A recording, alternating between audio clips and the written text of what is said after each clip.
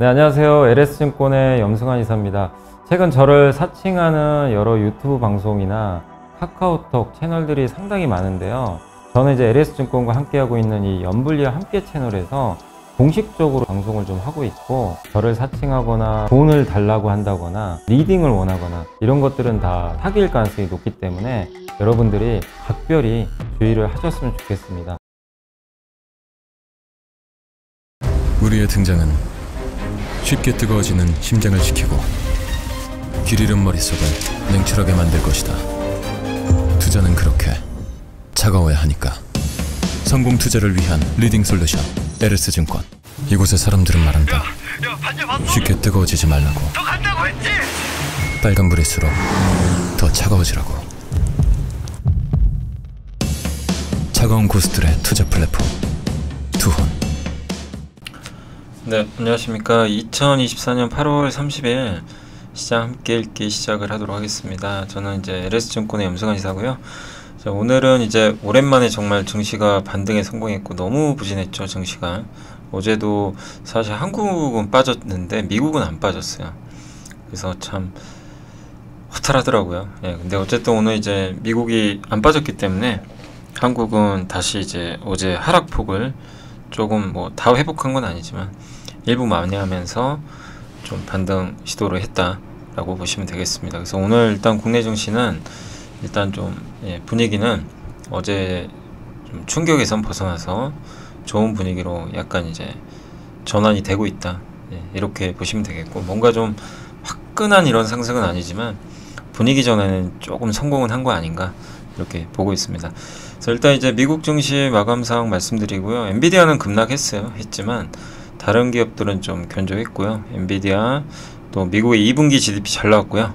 주간 일정, 다음 주 일정하고, 그리고 비전옥스가 이제 중국의 OLED 기업인데 생산 라인 구축 계획을 발표했다고 합니다.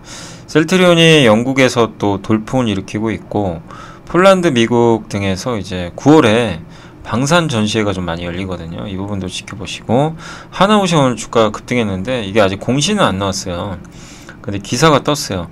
미국에서 이제 유지보수 함정, 요거 이제 드디어 첫 수주를 받았다고 합니다. 그래서 방산 이슈로 오늘 좀 급등했다 라고 보시면 되겠고, 하원에서 이제 저는 9월 말로 예상을 했는데 9월 초에 이제 표결 예정이라고 합니다. 그 생물보안법 아시죠? 그래서 중국 바이오 기업들이 이제 규제하는 법안인데 요걸 표결을 할 것 같고, 그렇게 되면 뭐 국내 CDMO 회사들한테는 또 긍정적으로 작용을 할 것 같습니다. 그런 내용들하고요. 그리고 투자 전략 세일즈포스, 이제 미국 기업인데 요거 AI 관련돼 있어서 한번 설명해 드리고, 제약사 동아ST, 화장품 코스메카 코리아, 2차가 아니라 1차 전지전 비츠로셀, 현대차 인베스터데이 후기, 부동산 PF 관련된 평가 결과 발표, 기계 피팅, 여기가 태광과 이제 성광밴드죠. 엔비디아 관련된 이제 부분에 대해서 한번 이제 보고서, 또 뉴스랑 보고서 한번 정리해서 보도록 하겠습니다. 자, 미국 증시부터 말씀드리면요. 이제 다우 올랐고 나스닥은 좀 빠졌고요. 다우는 전고점을 뚫었죠. 또 대단합니다. 야간 선물은 조금 이제 올랐고요. 환율은 좀 떨어졌고, 유가 좀 올랐습니다. 자, 미국 증시는 엔비디아가 급락은 했지만 다른 기업들이 영향이 크지 않았고요. 그리고 엔비디아 충격은 일시적이다라는 분석들이 좀 많아서 증시 영향은 제한적이었습니다. 이게 엔비디아 실적인데 데이터 센터 매출 보이시죠?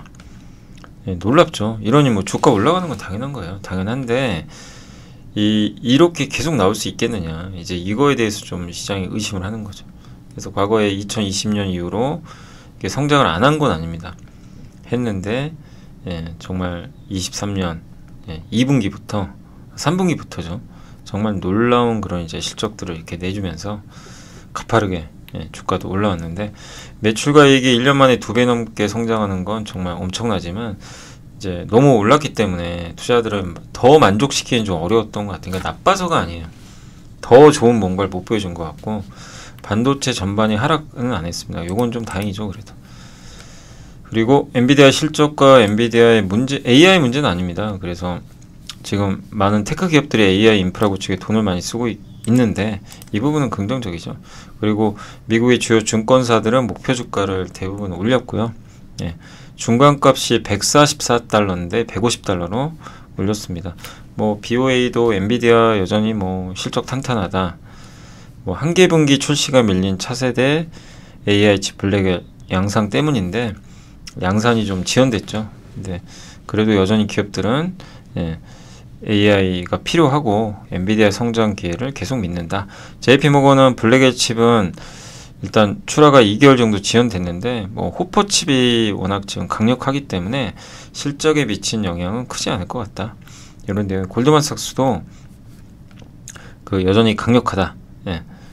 그리고 AI 및 가속 컴퓨팅 분야에서 엔비디아 입지는 여전히 좋다. 근데 좀 보수적인 데도 있어요.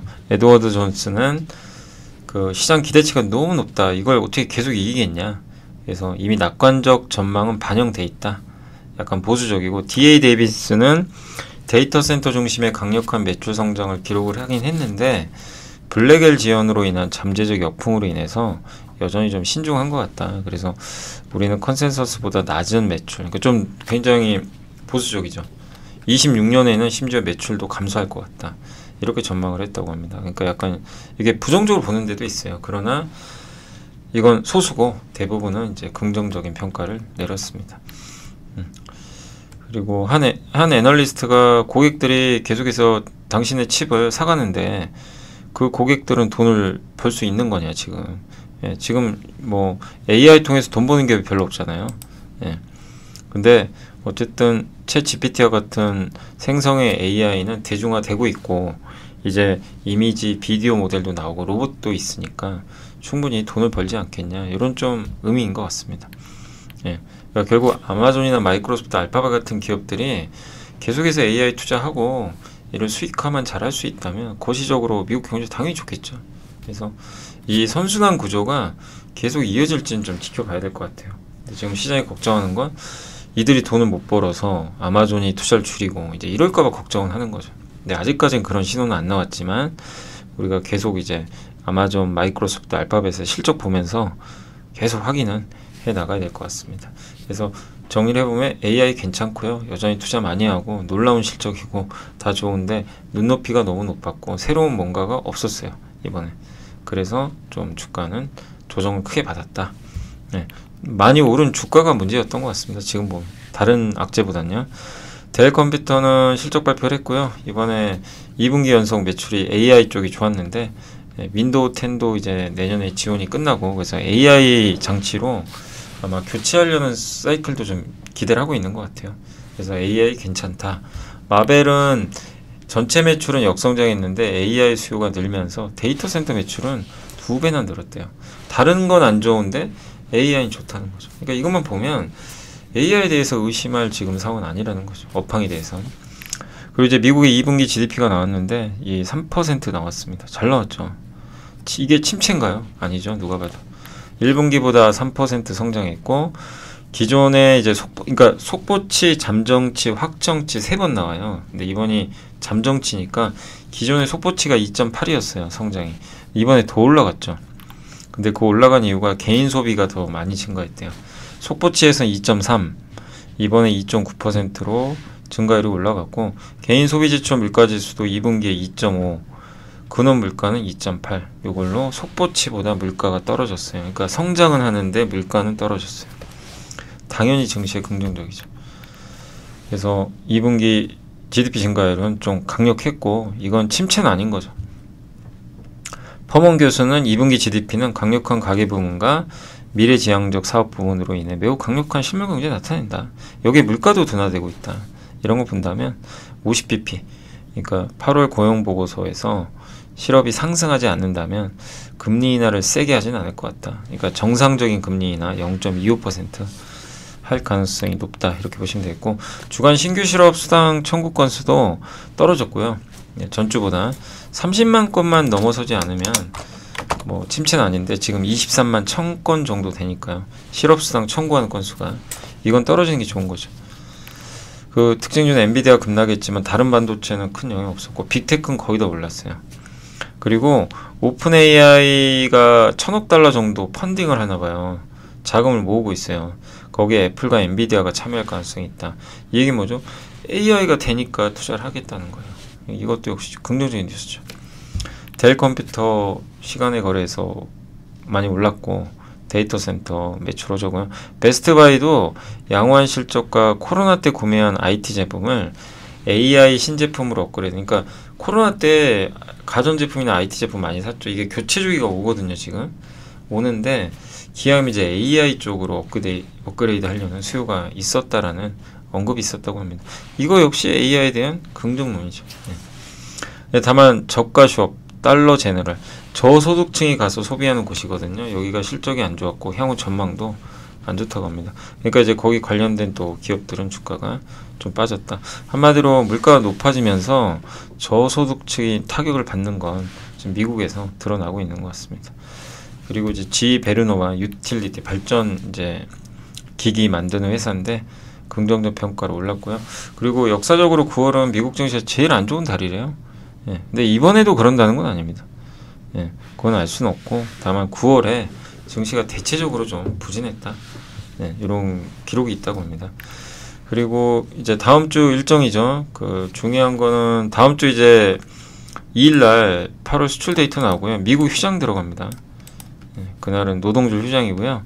그리고 9월 3일은 소비자 물가지수, ISM 제조업 지수. 이게 중요하죠.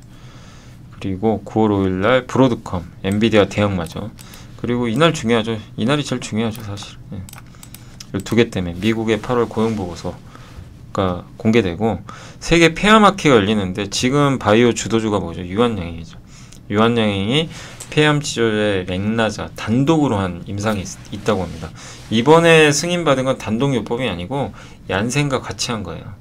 근데 그 이번에 이제 제공하는 데이터는 렉나자, 그러니까 유한양행이 하는 단독 요 부분에 대해서 이제 결과를 또 그 확인할 수 있다고 하니까 잘 지켜봐야 되겠습니다.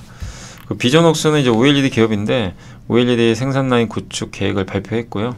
8.6세대. 8.6세대는 주로 여기 이제 노트북, 자동차 디스플레이, 태블릿 이런 데 들어가는 거거든요. 예.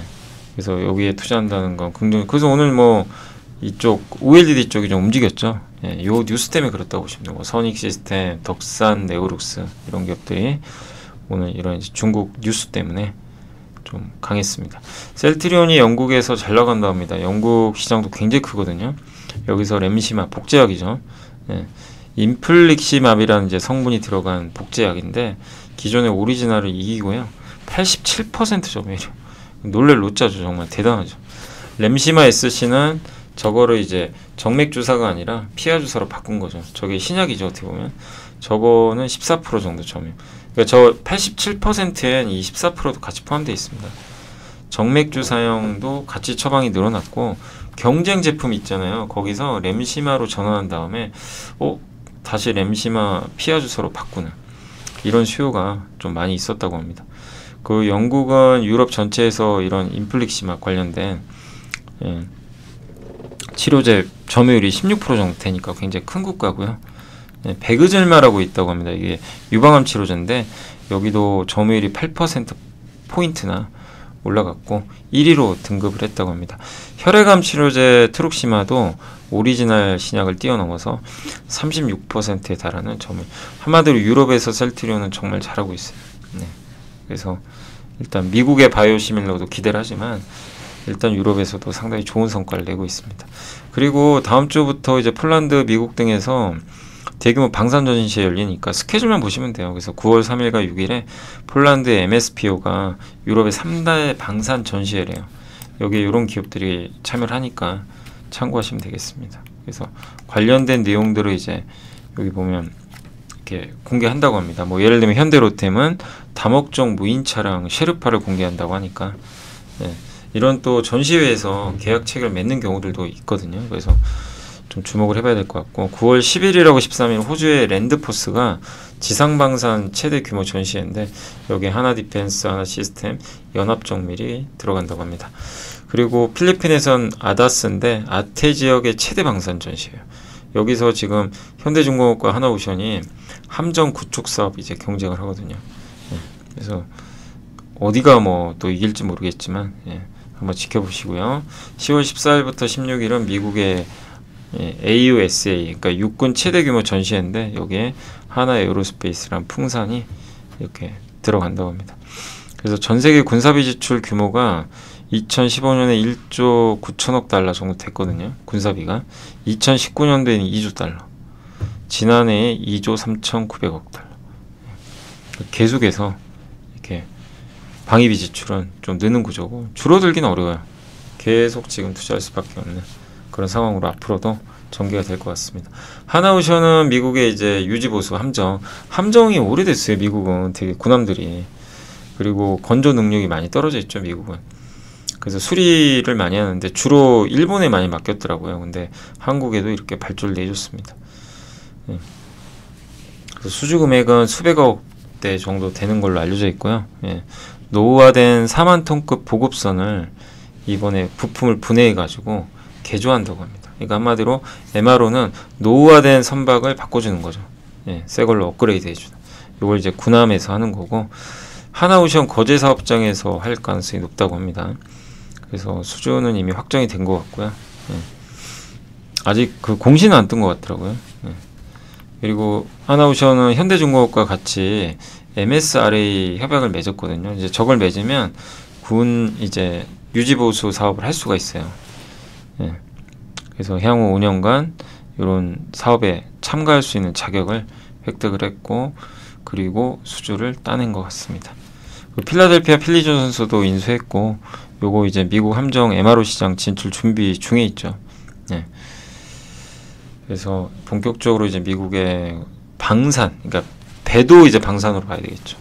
이런 시장이 좀 열리고 있다. 그래서 오늘 어쨌든 하나오션 주가가 좀 가장 좋았던 것 같습니다. 하원에서 9월 초에 생물보안법 요거 이제 그 표결 들어갈 것 같아요. 9월 말로 이제 예상을 했는데 좀 빨리 할 것 같습니다. 9월 초에 여러 법안들과 같이 해가지고 통과시킬 것 같아요. 그래서 오늘 또 ST팜 같은 기업들의 주가 좀 올라갔지만 어쨌든 바이오는 정책적으로 우리나라에 좀 유리한 쪽이 있고 그리고 또 금리 인하 수혜주기도 하고 계속해서 지금 9월까지는 좀 주도주 가능성이 좀 높은 형태로 좋은 뉴스들이 좀 많이 나오고 있다라고 보시면 되겠습니다. 자, 이제 보고서 좀 설명해 드리겠습니다. 이제 키움증권의 한지영 연구원님이 이제 회복 탄력성, 지금 뭐 AI 수익성, 엔캐리 트레이드 청산, 침체 뭐 이런 것들이 완전히 해소된 건 아니지만 시장이 이제 몇 번 이런 변동성을 겪다 보니까 내성이 많이 생겼고 연준이 금리 인하하는 건 증시 악재 아니다. 미국의 침체 확률도 크진 않고 그 다음 PER 굉장히 낮죠. 우리나라는 싸고 외국인 한국 증시에 대한 순매수 포지션 유지 등 감안하면 사실 최근에 많이 팔았죠. 최근에 좀 많이 팔았는데 올해 산 거 생각하면 아직은 뭐 전체 포지션은 매수는 맞죠. 그래서 하반 경직성은 좀 확보되지 않겠냐 이런 내용이고 반도체, 바이오, 뭐 기계, 고배당주 이런 쪽으로 대응하자 이런 좀 내용입니다. 그리고 대신증권의 이하연 연구원님은 미국 설비 투자 둔화될 것 같아요. 요즘에 이런 내용 많이 나오죠. 미국이 설비 투자 둔화된다. 그게 미국이 앞으로 돈을 안 쓰겠다는 게 대선 때문에 그래요. 그래서 트럼프는 IRA 법안 폐지 가능성도 막 언급하고 있고 그러니까 대선 결과 일단 지켜보고 기업들도 하려는 심리가 있겠죠. 굳이 무리해서 막 지금 투자하는 것보다는 그럴 가능성이 높다라는 의미로 보시면 되겠고 또 경기 침체 가능성도 좀 일부 있다 보니까 좀 어차피 대선도 있으니까 좀 속도 조절하자. 근데 이게 어쨌든 이제 주식시장이 좀 부정적으로 작용할 수 있는 거죠.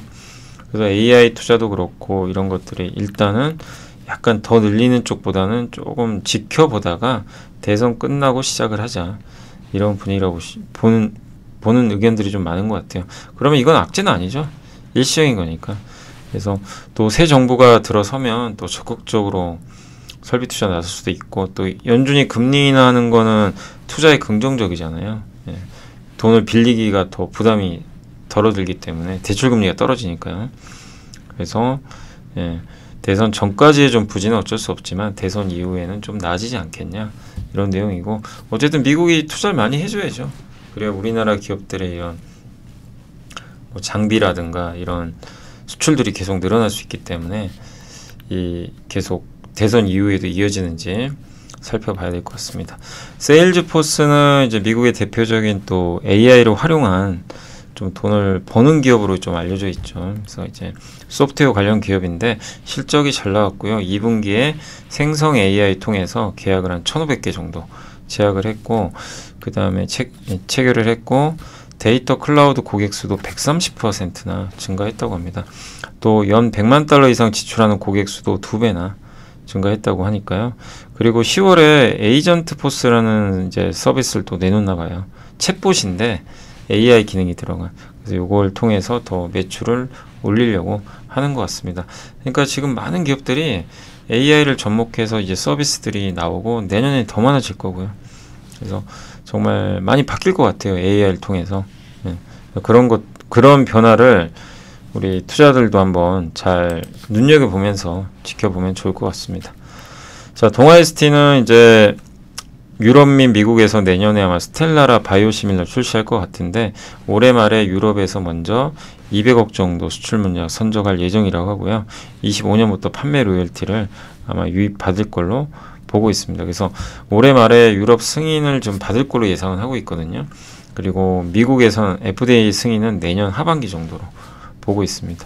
스텔라라 바이오시밀러 시장도 굉장히 커지고 있기 때문에 올해 말이 이제 동아ST한테 상당히 중요하고, 또 기존의 성장 호르몬 치료제, 그러니까 그로트로핀 요 매출액이 올해 1,200억 정도는 넘어설 걸로 좀 보고 있는 것 같습니다. 이건 이제 20% 정도 상회하는 이제 매출 성장이라고 보시면 되겠고, 다만 전체 연결 영업이익 자회사 때문에 그 적자가 날 것 같다고 이렇게 적어준 이유는 신약 파이프라인들이 좀 몇 개 있어요. 이거를 임상을 해야 되죠. 근데 임상이라는 게 어쨌든 비용은 많이 들어갑니다. 그 블록버스터 신약 하나 만드는데 그 개발비만 1조 원이 넘게 들잖아요. 예, 엄청난 돈이 들어가는 거죠. 그래서 그런 부분 때문에 약간의 비용 부담은 있다. 그래서 동아ST는 다른 제약바이오보다는 사실 좀 모멘텀은 좀 떨어지는 편이긴 해요. 예. 당장 나올 모멘텀이 좀 부족하니까. 그러나 연말로 갈수록은 저 스텔라라 바이오시밀러 이벤트가 있으니까 중장기적으로 보시면 좋을 것 같습니다. 또 상대적으로 못 올랐기 때문에 그렇게 뭐 가격 부담은 크지 않은 편이죠. 그래서 하반기, 그러니까 연말 쪽으로 포커스를 맞춰 놓으시면 되겠고, 코스메카 코리아를 비롯한 화장품이 정말 좀 최근에 부진했지만 일단 목표 주가를 오히려 여기 유안타의 이승훈 연구원님은 올려버렸고요. 미국 부진은 잉그로드렉 코리아가, 잉그로드렉이 주가 많이 빠졌죠. 그 이유가 이번 2분기가 안 좋았는데 미국의 이제 주요 고객사가 용기 개발이 지연되면서, 용기를 개발을 해야 거기에 화장품을 넣을 텐데 이게 지연되다 보니까 이제 매출이 밀려버렸죠. 그래서 역성장했고, 근데 이건 이제 결국 시간이 지나면 해결된 문제겠죠. 그리고 한국법인 여전히 견조하고, 그리고 4분기에는 OTC 이제 선케어 제품들 있죠. 그러니까 화장품인데 저기에 의약품 성분이 들어간 거. 저건 FDA 승인을 받은 데서만 할 수가 있는 거죠. 그래서 그런 제품들이 또 나오면서 성장할 것 같다, 이런 내용입니다. 그리고 코스메카 코리아의 강점은 가동률의 여유가 좀 있기 때문에 주요 화장품 고객사들이 요청을 하면 언제든지 생산 능력을 키울 수가 있기 때문에 증설을 안 하고도요. 예. 그래서 이런 부분들은 코스메카 코리아한테 좀 유리하지 않겠냐라고 보시면 되겠습니다. 그리고 이제 비츠로셀이라는 기업은 오늘 보고서가 굉장히 긴 게 나왔는데요. 1차 전지입니다. 2차 전지가 아니고 한 번 쓰고 버리는 거예요. 근데 그럼 한 번만 쓰면 어떡하냐 이제 이럴 수 있지만 수명이 10년 이상이에요. 20년. 그래서 주로 저런 방산 무기나 그 스마트 그리드, 그러니까 뭐냐면 미터기 있죠. 우리 그 전력 요금 측정하는 거, 전력 얼마 썼나, 가스. 거기에 이런 이제 1차 전지가 들어가 있어요. 그래서 이제 계속 그게 돌아가면서 전력 사용량 같은 거 체크하는 거죠. 거기가 주력이에요. 네. 그래서 그쪽에 들어가는 1차 전지를 만들고 있고, 보빈 타입과 와운드 타입으로 뭐 구분한다고 하는데, 보빈 타입은 내부에 빈 공간이 이제 확보가 되고, 이 안에 있는 리튬이 전지 케이스 내벽에 위치해서 좀 위험성이 이제 감소한다라고 보시면 되겠고, 2017년 제외하고는 계속 성장하고 있습니다. 연평균 매출 10%, 그리고 영업이익은 16.9% 정도 성장하고 있고요. 그리고 전체 시장은 24년에서 32년 동안 연평균 4.8% 정도. 그러니까 전체 시장 평균보다는 그 여기 비츠로셀의 성장이 더 크지 않나 이렇게 보고 있는 것 같습니다. 그만큼 비츠로셀의 경쟁력이 뛰어나다 이런 내용이고, 그다음 이 분야 최고 기업은 그 프랑스의 SAFTE라고 이렇게 적혀 있고요. 점유율 한 50% 정도 되고, 두 번째 그룹이 전 미국의 일렉트로캠, 그 다음에 일본의 히타치 맥스웰, 일본의 도시바 이런 기업들이 있고, 그 다음 비츠로셀도 두 번째 그룹으로 분류하고, 3그룹은 이제 중국 기업들입니다. 근데 2020년 이후로 비츠로셀이 장기 공급 계약을 맺은 기업들이에요. 어디에 맺었냐면 미국의 그 자일램, 여기가 스마트 미터, 그 다음에 이탈리아의 가스 미터 제조사, 그 다음에 미국의 유량 측정 및 제어하는 회사, 그 다음에 이스라엘의 수질 측정 솔루션, 이런 쪽이 주요 고객사인데 주로 어디냐면 스마트 미터에 아까 말씀드린 전력요금 측정하는 거, 가스나 전기요금, 거기에 들어가는 것들을 주로 하는 거죠. 그리고 그러면 이제 여기서 관건은 지금 경쟁이 좀 일부 있잖아요. 그러니까 이제 비츠로셀을 만약에 장기 투자한다면 경쟁사들이 비츠로셀이 잘하는 영역으로 자꾸 들어오면 안 좋죠. 그걸 한번 분석할 필요는 있는데, 뭐 여기 나온 것처럼 이 경쟁사들 보면 일렉트로캠은 오일, 원유 시추하는 분야, 의료기기 쪽이 주력이고, 히타치나 도시바는 메모리 백업용 전원 시장. 서로 공략하는 분야가 달라요. 그러니까 독점력을 유지할 수 있을 것 같아요. 그리고 중국 기업들이 그럼 들어오면 어떡하냐. 근데 중국 걸 쓸까요? 쓰려고 할까요? 안정성의 문제도 있어요. 왜냐하면 전지가 만약에 불량이 생기면 어떡할 겁니까? 그냥 다 바꿔야 돼요. 전지로 끝나는 문제가 아니에요. 기기 전체를 다 바꿔버려야 돼요.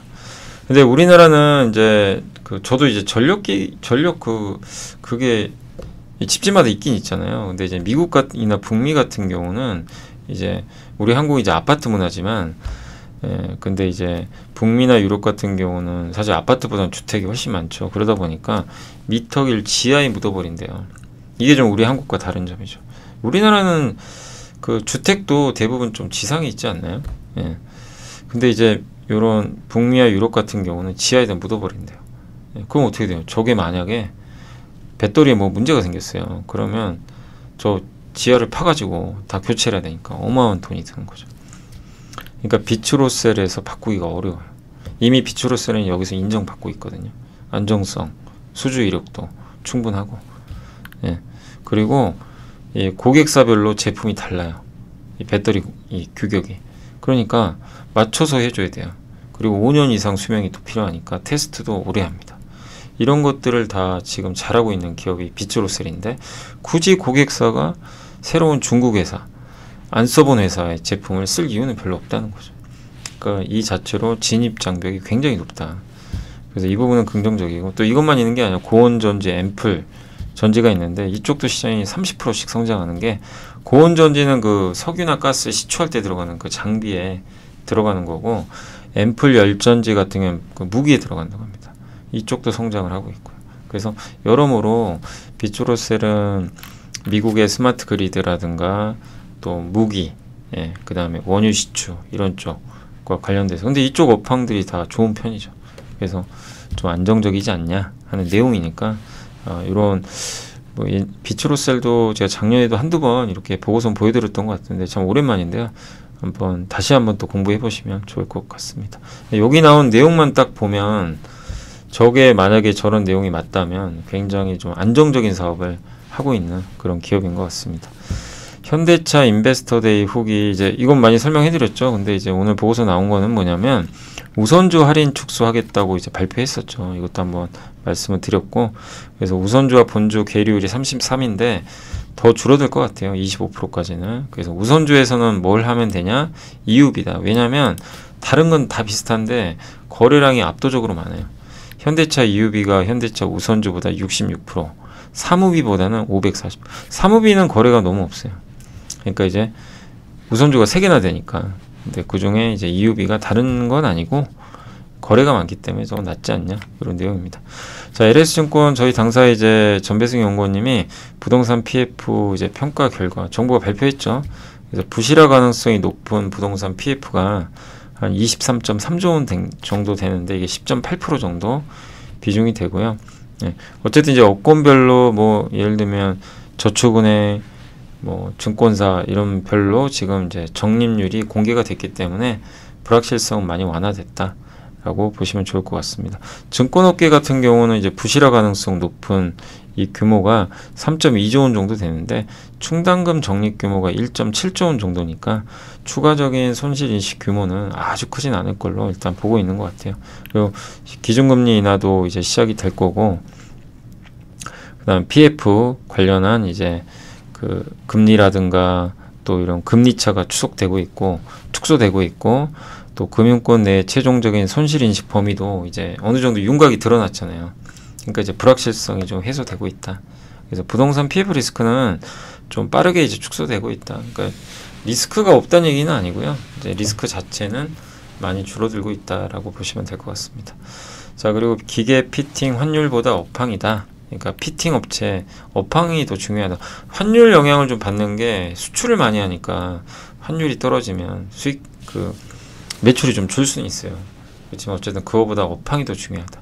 3분기까지는 좀 계절적 비수기인데 4분기부터 좋아질 것 같다. 이런 내용이고, 성강밴드 수주가 7월에 270억, 양사 모두 3분기에 700억 정도 이상의 신규 수주 예상을 하고 있는 것 같습니다.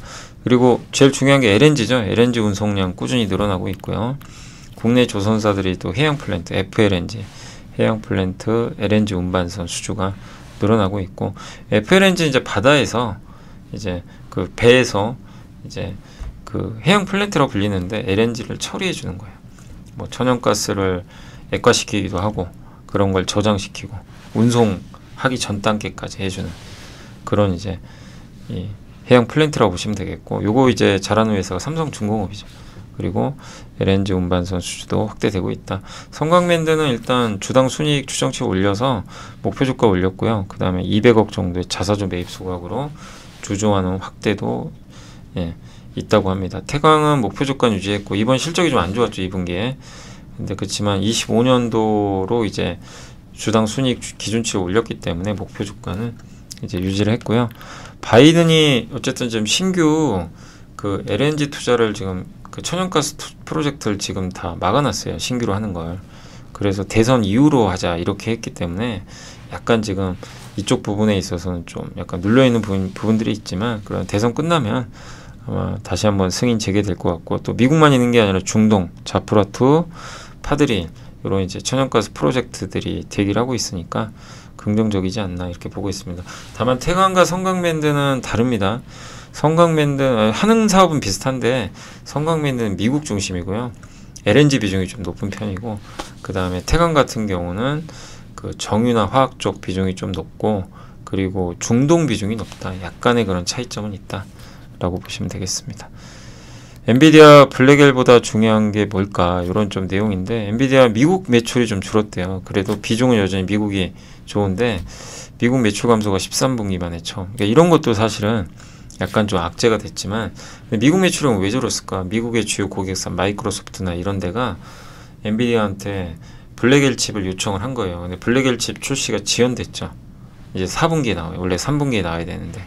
그러니까 이제 그런 것 때문에 미국 매출이 좀 준 것 같다. 이렇게 보시면 되겠고, 그 외 지역은 이제 호퍼, H200 같은 거죠. 기존 칩이죠. 기존 칩 수요는 여전히 꾸준한데 신규 칩이 블랙엘이에요. 이름이. 요게 좀 지연이 됐고 이제 마스크에 아마 문제가 있지 않았나 이렇게 알려져 있습니다. GPU 기능상의 문제는 없었다. 그래서 10월부터 출하가 시작된다라고 보시면 되겠고, 그리고 이 엔비디아를 근데 여기 김영곤 연구원님도 긍정적으로 보는 건 GPU 성능도 좋지만 데이터를 갖고 있잖아요. 합성 데이터 아니면 시장 지배력 이런 걸 할 수 있는 쿠다라는 소프트웨어를 또 갖고 있거든요. 그게 있어야 AI 개발자들이 그걸 이용해서 개발을 하거든요. 쿠다가 있어요. 근데 그 쿠다라는 소프트웨어는 엔비디아 안에서 그 칩만으로 작동이 돼요. 그러니까 이걸 묶어버린 거죠. 이런 부분들이 좀 긍정적이다라고 보시면 되겠습니다. 그리고 이번 블랙엘 이슈로 또 주목받지 못했죠. 엔비디아는 150개 NIM을 적용하고 있다고 하는데, 이런 걸 통한 이제 서비스 매출액이 향후에 20억 달러에 도달할 걸로 좀 언급을 했다고 하는데, GPU만 파는 게 아니라 이런 각종 서비스까지 같이 판매를 하고 있기 때문에 엔비디아 좀 여전히 긍정적으로 보자는 그런 시각입니다. 근데 저도 NIM이 뭔지 몰라가지고 그냥 퍼플렉시티에 한번 물어봤거든요. NIM이 뭐냐면 엔비디아 인퍼런스 추론 마이크로 서비스래요. 엔비디아 추론용 서비스 같아요. 그래서 마이크로 서비스 플랫폼인데 최적화된 추론 엔진을 활용해서 이제 AI 이제 개발을 하는 것 같아요. 그래서 NIM은 개발자들이 생성형 AI 어플리케이션을 빠르게 만들고 배포할 수 있게 도와주는 그런 서비스 플랫폼이다 라고 보시면 되겠습니다. 그러니까 이게 엔비디아가 대단한 게 하드웨어만 판매하는 회사가 아니죠. 반도체 팔고 끝나는 게 아니라 이런 소프트웨어까지 같이 장악을 하고 있어서 그게 좀 무섭죠. 그래서 다른 걸로 바꾸기가 되게 어려운 것 같아요. 다만 어쨌든 이번에 블랙엘 칩의 출시 지연으로 약간의 그 미국 매출이 준 게 일단 주가에 좀 부정적이지 않았나 라고 한번 보셔도 좋을 것 같습니다. 여전히 AI에 대한 거는 끝이 없고요. AI에 대한 부분들은 투자는 지속되고 그걸 의심할 필요는 없습니다. 다만 이제 너무 오른 주가가 좀 약간의 문제였죠. 문제라면. 근데 주가 올라서 문제라면 어느 정도 조정받으면 그거 해결되거든요. 제일 우리가 두려워할 건 AI 투자가 막 줄고 성장이 꺾이고 구조적인 문제 생기고 이런 건데 아직까지 이번 실적에선 그런 것까지는 나오진 않은 것 같습니다. 자, 오늘 공시 내부자 매수는 없었고요. 공시로는 2개 정도 있었는데 하나는 두산바켓 어제 공시가 떴어요. 뭐냐면 포괄적 주식교환. 두산바켓이 이제 상장 폐지되려고 했죠. 왜냐하면 두산 로보틱스 주식으로 바꿔주기로 했죠. 기억나시죠? 그래서 난리가 났죠. 이건 아니다. 저도 한번 말씀을 드렸고 주주가치 이거 훼손하는 거다. 이복형 금감원장도 이렇게 하면 안 된다고 언급을 했죠. 그래서 일단 두산바켓이 주주의 손을 들어주고 계약을 그 상장 폐지 안 하기로 했습니다. 요거는 일단 잘한 결정은 맞아요. 그래서 두산바켓 주식을 두산 로보틱스에 넘겨주고 두산바켓 주주들은 이제 로보틱스 주식을 받는 요게 포괄적 주식 교환을 하려고 했는데 일단 계약을 안 하기로 했습니다.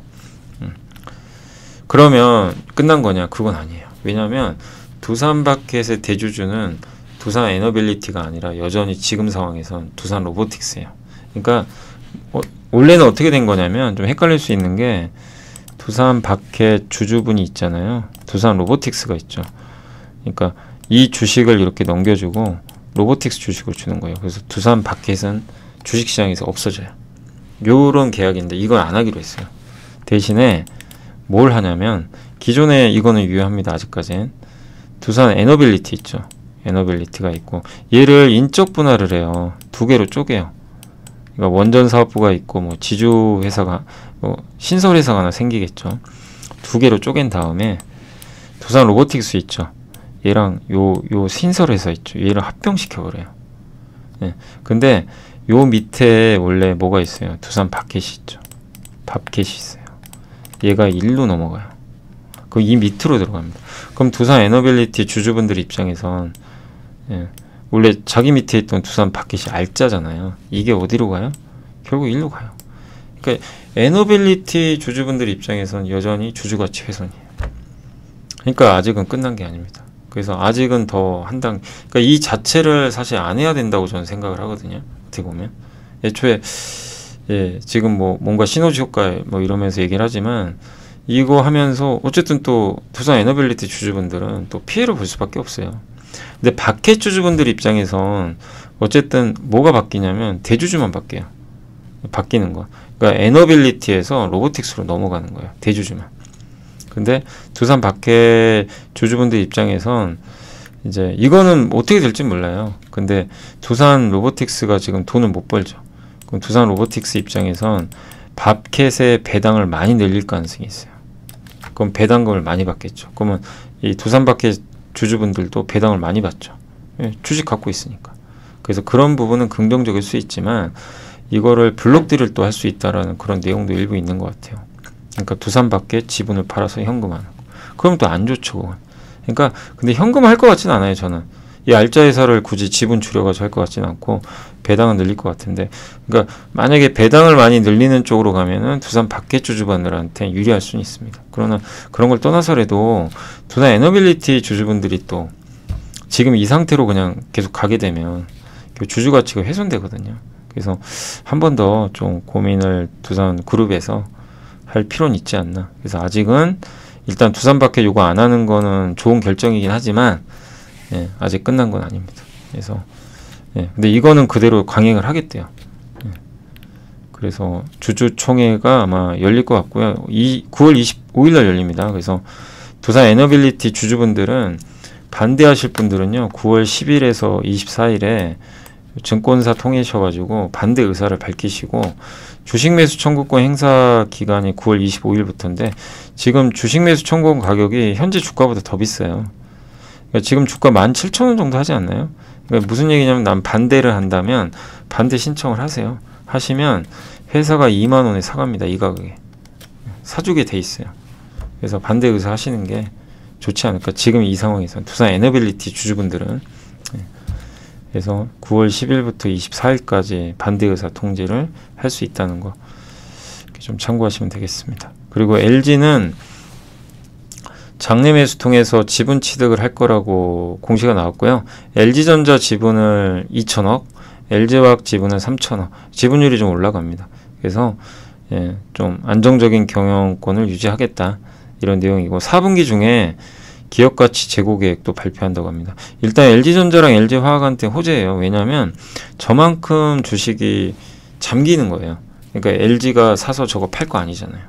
그죠? 저거 200만 주 취득해서 팔 겁니까? 아니죠.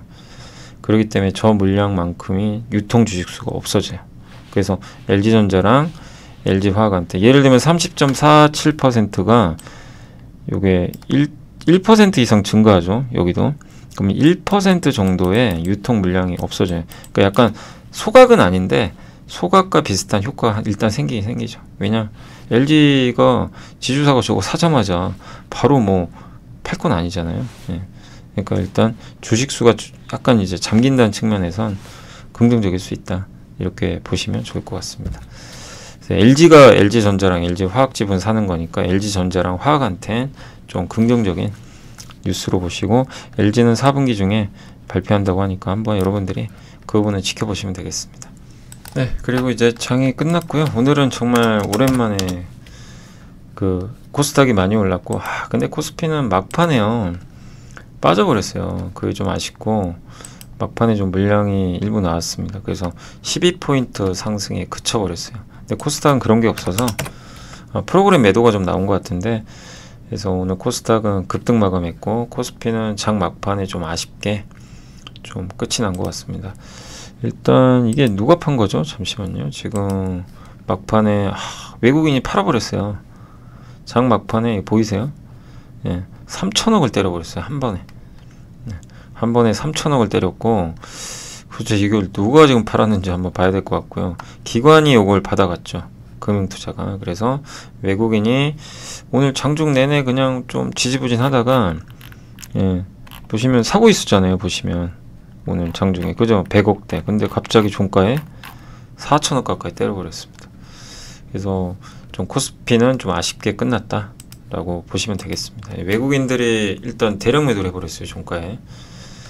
그리고 오늘 섹터로는 바이오가 좋았고요. 피팅, 뭐 바이오, 오늘은 피팅이 좋았네요. 태광이 한 7%. 그리고 요 mRNA 백신이라든가, 오늘 오랜만에 한미약품이 좀 좋았던 것 같고, 제약바이오에서 좀 못 올랐던 기업들이 올라갔고, 피부미용 의료기기도 오늘 좋았습니다. 의료 AI도 반등해줬고요. 폴더블폰 관련주도 오늘 BH가 하루에 16%나 올랐습니다. 또 이제 얼마 안 남았죠. 애플 아이폰 공개가 얼마 안 남았고, 조선주는 오늘은 하나오션의 날이었습니다. 제일 못 갔죠.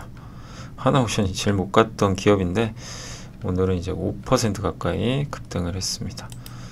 갤럭시 부품주, 자화전자도 오늘 좋았네요. 자화전자도 반등해줬고, 오늘은 반도체 소보장도 괜찮았어요. 어제는 아니 그냥 너무 충격을 받아가지고, 예, 근데 오늘은 일단 이제 바닥은 좀 다져가는 것 같고, 조선 기자재 좋았고요. 원자력 발전주들도 일부 올라갔습니다. 낸드 쪽도 괜찮았고, 네, 보톡스 쪽도 OLED도 오늘 선익 시스템, 아까 그 말씀드린 중국이 투자한다, 아마 그 뉴스 때문인 것 같아요. 그래서 오늘 일단은 다 정말 많이들 빠졌죠. 이 OLED도 반등했고, PCB도 좀 오늘 일부 반등을 좀 해줬습니다. 다들 뭐 IT가 워낙 안 좋아가지고요 최근에. 그리고 통신 장비도 오늘 이제 최근에 사실 통신 장비가 모멘텀 자체가 없어요. 근데 삼성전자가 노키아 통신 장비 그거 하는 거 있죠. 거기 인수한다는 뉴스가 있었나 봐요. 근데 일단은 그건 뉴스입니다. 그냥 그게 사실인지 아닌지 알 수가 없어요.